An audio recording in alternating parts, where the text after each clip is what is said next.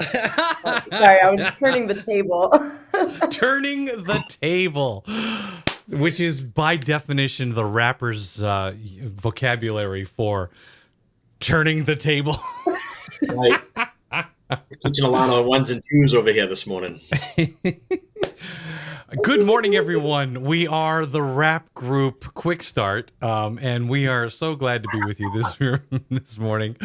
It is, of course, Thursday, December 16th. It is now 8:33 in the morning, and that means it's time to talk about the stuff that we make up on the spot. Let's just put it that way. We've got the incredible... Yeah, the ones and the twos. We've got Alana here and Jason, who has returned from vacation, but I think this is your first time back on the air this week, correct? It is, yeah. Yeah. No, I was on Wednesday with Tim. Oh, okay. Yesterday, yeah. I did the contracts with Tim. We always talk about what we're going to be talking about in contracts class. So within 24 hours, you forgot that? Nice.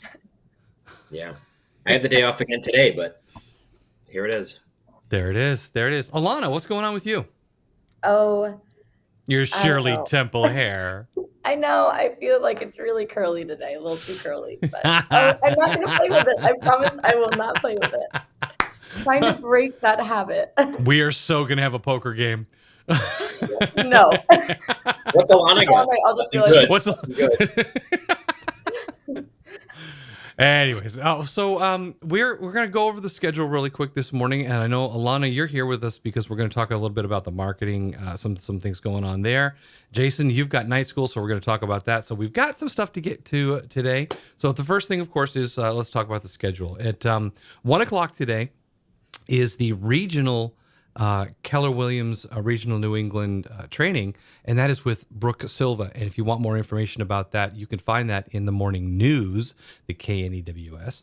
And if you're not familiar with that, that's really kind of a cool thing because our incredible Brooke Silva, who is our regional technical trainer, she oversees the whole area, like 8,000 of you guys.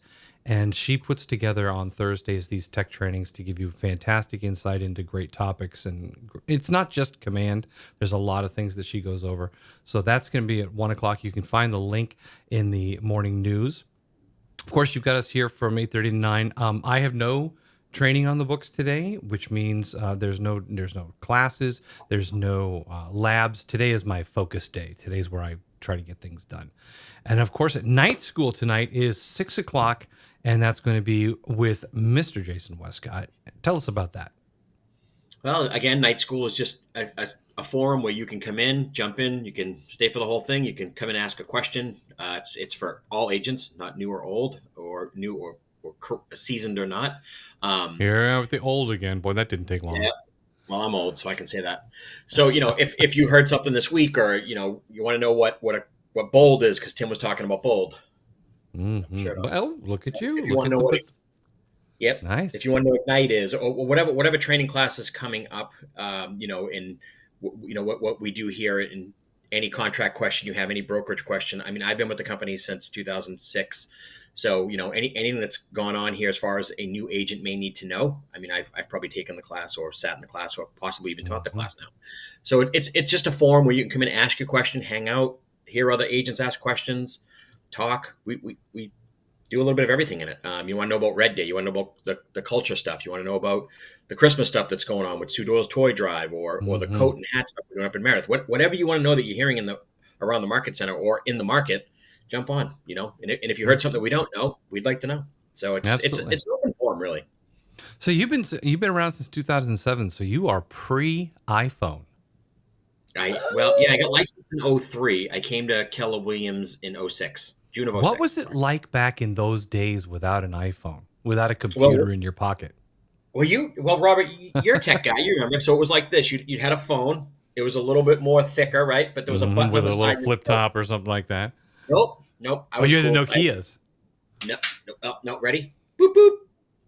Hello, Robert. Oh, my God. The Motorola's. Do you remember the Nextels? Nextels, yeah. What's your number? 180*2265. Yeah. Oh my God! You'd be in a restaurant. You'd see your buddy at a date, right? Because you got to remember 2003, 4. I was like 25, 20. I was 28. So you'd grab the phone and you'd be like, "Hey, what are you doing? This is your father." You know what I mean? And you'd be on speakerphone. You know what I mean? Like, get home. This is your. Or you'd have your girlfriend speak into it and be like, "Hey, honey, I miss you," and then he'd be in trouble. We would do all kinds of crazy. Wow, you were just spark. Huh? Nextels in fax machines. That's how we did business. I go back further. I go back to beepers and mimeograph. Oh, I had a pager back in the day. Alana's got that look on her face. What the hell did he just say? I don't know what a mimeograph is. What's a I don't know mimeograph? what's Sounds the like a mimeograph. medical- Oh my god. Okay, so all of those who know what a mimeograph is, I'm not going to say anything more. Put something in. Put the one thing that defines a mimeograph. Put that comment into the chat, and we will see. I'm gonna look in the book of Hoyle. I kind of hope that we get no comments. You're gonna get some comments. That's gonna happen. Mimeograph. I'll leave sounds that for a very moment. medical. Oh, yeah, I'll leave that Sounds like there. X-ray of a big toe or something. I'm just gonna leave that sit right there. We'll see what's there. Started Anyone? with phone. Jamie Holland says he. started with a bag phone. I remember the bag phones. Yeah. Look at Allie Goodwin put in the smell of ink on the mimeograph. So look it up. Oh, are you talking about the 3 pages you'd write on it and rip them out? No, those are carbon copies. Oh my god. That's right. No, a mimeograph. Okay, now that we've got duplication. So it was a drum that you would put it electronically. It would basically burn a copy of whatever was underneath it. So you'd put your paper in there and you'd roll it across this drum like an old recording cylinder, and it would spin it, and it would transfer the image onto another piece of paper. But the ink that it transferred on always had a very distinctive smell. I wish you could do that over the internet, like have like old vintage things, like what's the smell of a mimeograph? But Interesting. Michelle knows it's like a copy machine, but ink color. Schools. Mark commented schools. That's how we copied papers in schools. I need you to go over to the mimeograph and make 13 copies for the room. Because we didn't have copiers. I was the bad kid that wasn't allowed to make copies, I guess. I was in the principal's office. See, Jamie said, I was the teacher's pet in 3rd grade. I got to make the copies with her. That was the best huffing. Oh yeah. The best huffing. Here we go. Purple fingers. January, The purple fingers. Because if you got them too quick, before they dried, not only did they just the reek of the chemicals, which I'm sure nowadays, if you looked at the chemicals, that would be like DDT. It'd be banned, but it would also get all over your fingers. Oh my god! I don't know this machine. Oh, that's too hand crank. Yep. Hand crank. Oh my god, that's okay. Enough of that. Now I'm impressed that a bunch of you know what the mimeographs are. I'm a little disappointed in you, Jason, but I had no expectations for Alana. Oh, thank God. I'm off the hook. So there you go. That's the history of how old this guy is. So Alana, you're here this morning. History. Speaking of history, what do you got? This is the segue into my spiel. I don't know how to do better, but history, take it, Alana. Yes. So, talking about marketing this morning, a lot of things that agents have been asking me is, how do I plan for next year? So I'm going to give you guys just a few quick tips on how to plan. So if you have a pen and a paper, write this down. But first off is look at your history of marketing, okay? So what are you doing? Are you still using a mimeograph, or are you actually, which I hope no one is. Nice. Is that good? Man, good job, Alana. Oh my god. Yeah, so look at what you did in 2021. And if you didn't do anything, well, then that's your history. So what did you do? What worked? What didn't work? And just, write it down. Do a self-audit, or you can have me do an audit if you want as well. And we can discuss, what you did, what would be good for next year. And then take all of that, and based off of what you were doing and your results, and you can analyze who you were targeting through your marketing. And it'll probably be different from like your social media marketing, your print marketing. You will have different audiences, and that's okay, because they are 2 completely different sources of marketing. Mm-hmm. So define who that audience is, because really your goal with your marketing plan is how are you going to reach more people so that you can do more business to more people. So it's important to know who you want to do business with. And then next is the favorite SWOT analysis, which I'm sure you all know about. But you can make like the fancy little chart if you want with your strengths, weaknesses, opportunities, and threats, so that you can see, where you're at in the chart. And yeah, slap yourself a little bit, I guess. I just swatted myself. Oh, you SWAT. SWOT, so you swatted Thank you. yourself. I'll be here all week. Okay. All right. Bye, Robert. Fade to black. And he's out. Literally, it's a button that says fade to black. Oh, that's fancy. But anyway, so do your SWOT analysis and see where you end up with your, like, what's great about your marketing. Where are there better opportunities for next year? Who or what are threats to your marketing plan? Mm-hmm. And then what you want to do is you want to set your goals. Okay, so you want to set your SMART goals. So things that are specific, measurable, attainable, relevant, and time-based. So things like that might be starting to implement Facebook ad campaigns. That's something that's specific, it's measurable, it's time-based. And then with that being said, you want to also set your marketing budget.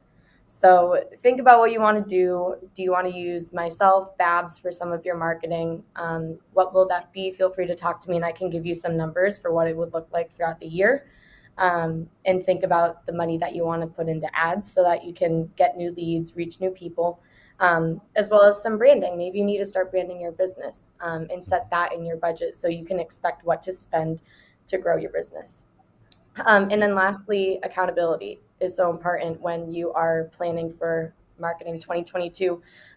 Make sure that you have someone or something, such as a project management tool, command with some smart plans and those tasks that you can set as reminders to hold you accountable so that you are actually following through with your marketing plan. And again, all of this, I said, we can go over together. We can talk about it, about what you've done in the past for marketing and what the future looks like so that you can make sure that 2022, there's great purpose in the marketing that you're doing for your business. With great strength comes response. Oh my God, I can't believe I just screwed that up. With great power comes great responsibility. Responsibility? Is that? Oh my God. Mark, help me out. This is with great power. I don't even know how to do it now. Fail. Don't even know. A complete and utter total fail. Complete that was fail. Beautiful. Yay, Robert. You know what? Fool me once, shame on you. Fool me twice, won't fool me again. Mark posted a YouTube video for a mimeograph machine. So for those of you who are either with us live here, check that out. And if you're watching it later, go check it out. I really wish they had smell-o-vision on YouTube for some things. There would be like a limit. There would be a congressional act to make sure that smell-o-vision didn't go too far. But if smell-o-vision was a thing, that'd be awesome to have that on there. So Mark's got a little video in there, so check that out. So that's really cool. I want to kind of touch on something that you said in there, Alana. Setting up your goals for the year. And I want to add to that just simply how important it is to set your goals, but within those goals, make sure that you include the messages that you want to impart. And I've talked about this. It's one of my go-to topics whenever we're talking about marketing is don't just haphazardly set a goal of I want to reach out to 500 people or I want to obtain 500 contacts. Those are great goals, but how are you going to do that? When we talk about 411 and we talk about digging deeper, what is the method that you're going to do? Are you going to use Facebook? Are you going to use a social print? Are you going to use posts? What are you going to do? So within your goals, make sure that you kind of dig deeper to define the message and always leave room for things that come up throughout the year. So, open houses are a great example because an open house is going to come up because of a listing or something like that. But charitable events, community events, Chamber of Commerce events, business events, those kind of things can help you tie into the community. And if you plan those messages, if you write out a little blurb that's kind of generic enough for the year where it's talking about Chamber of Commerce events, and then you kind of insert the event here as you go throughout the year. So you have a template. already made up for those types of events. So you're not on the spot. Like another great example is like an open house. Open houses tend to kind of pop up. Okay, we got an open house coming up. So that's going to be something that happens. But if you have templates for open houses, you won't be stuck in that, oh my God, writer's block. What do I say? What do I do? You'll have some things in the bag so that you can generate the content quickly, because time to market is a huge part of this entire plan. So get your stuff ready in advance, and don't fall into the, well, I used that template for the last open house. Awesome. Use it again, because That's part of branding. Like that's if you part start of branding. if you Yeah. reuse your templates, you are setting a brand for yourself. Yes. So you don't have to reinvent the wheel every single time. And I'll be honest, I'm guilty of that. When I try to do things with training or this or that, I'm always trying to think, oh, how can I do it better? And I keep forgetting, wow, you got some good stuff here. Just reuse that. Branding. Keep the branding. So focus on that as you build your goals. Say, okay, well, how am I going to do it? What am I going to say? And reach out to Alana to have her really kind of talk you through it, and maybe even build those templates for you, get those things ready. I guarantee you're going to be much more stress-free if you have a plan in place. Absolutely. Such an important part of it. Absolutely. And on That's Robert's it. point too, one other thing is use your calendars as well to keep track of Mm-hmm. holidays. If you know when those events are going Mm-hmm. to be, write them down so that there's pen to paper, or if you're not pen to paper like I am, on your Google Calendar or phone calendar, whatever, so that you know when it's happening and you can plan ahead. And like Robert said, have those templates created, which I can help you out with, Mm-hmm. so that you can, stress-free go into your marketing for 2022. I'm gonna just pile right onto that. One of the tech things that you can do is there inside of Command, you can set up your calendar in terms of social posts and things that you can plan ahead by the posts. So you can actually build a post and put them on there. But to Alana's point, that you should have a marketing calendar for yourself for the year. So it's not only the holidays, it's not only the big things, but it's also your plan. I want to reach out, in the middle of every single month to this group of people. Maybe it's, you're doing the database too, and you want to say, okay, this for each of the 12 months, I'm going to reach out to this different group. In Google, you can create another calendar. You can create as many calendars as you want. Yeah. And you can put together a marketing calendar that you can kind of massage and use, and it doesn't get all over your other calendars. It doesn't clutter it up. So you can turn on the marketing calendar on Monday mornings and say, okay, so this is Monday. I'm going to work on the first quarter, and here's the things that are happening in the first quarter. Tim is always talking about 90 days out. Well, if you have a 90 days out marketing calendar, then you're really stepping up your game, because now you're saying, okay, I'm actually marketing in March or April and I'm building that now so that it doesn't come March or April and you're like, I got to get something for March or April. So a marketing calendar in Google, just another calendar with your plan for the year. Set your goals, set your topics and what you want to cover. Leave room for pop-ups. Put that all together in a marketing calendar. Contact Alana, get your branding squared away, and get to work. Absolutely. I think I just solved world peace. I think I just did. I think that you did. I think I just solved world peace. This time next year, if you're not a millionaire, call Robert Vincent. Yeah, that's it. Yeah. Oh, that's great. Yeah, so timewithbabs.com. If you guys want to schedule some time with me, we can talk about what your marketing looks like for next year and get those strategies implemented and in action. Yep. Hey, Jason, is there any new updates in terms of paperwork or documentation or contracts? Has anything new happened in the world of that? No, but I've been trying to throw this out in all the contracts classes. We had Nathan did a great video about the 4 points joint venture. Different than the affiliated partners. There's a difference between an affiliated partner and a joint venture. Nate did an unbelievable video explaining the difference, why we do it, why we got involved with it. It's on the Facebook page. I really recommend everybody go look at that, because there's been a lot of information about the joint venture with 4 points title. Not all of it's accurate. And I need all you guys to understand where this is, because we are a company. We're a large company. We do cover, going into now our fourth state, and what's required and when's going to be required. Nathan, with his team of a legal team of attorneys, have made this way easier than with his legal team, not his illegal team, right? Just I'm looking. Yeah, his legal team. Yeah, Legal team. Okay. Nate drives around in a big truck and a lot of attorneys. That's how he rolls. So, Hanging out the back. exactly. Like I said yesterday, right? More profit share, less Lamborghinis. Tim loves when I say that. So That's it. And again, this is something that understand what it is, understand the situation, and what we were trying to put out there a couple weeks ago, which is what we thought was the right thing to do. Nate and the attorneys have decided a different route with it. It's way easier for us. Basically, if you're not using 4 points, don't worry about it. 4 points handles everything. But go watch the video. It's going to be great. And if you guys have a chance, obviously, when you're driving through York, Nate also, if you're looking for Nate posts on the Facebook, he put a couple pictures of him over at the new foundation for the York building. Again, reiterating that Tim was saying this yesterday, a lot of people think that it's in place of Portsmouth. It is not.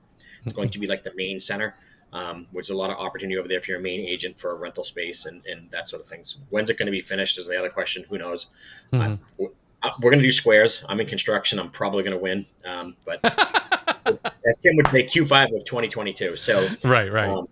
It'll be finished when it's finished. But yeah, if you drive by, stop in, take a look, get a picture of it, put it on the Facebook page. Again, leverage what we're doing here and the greatness that Nathan is creating and we're a part of. So, but go check out his video. That's a huge legal thing as far as our joint venture with the new title company.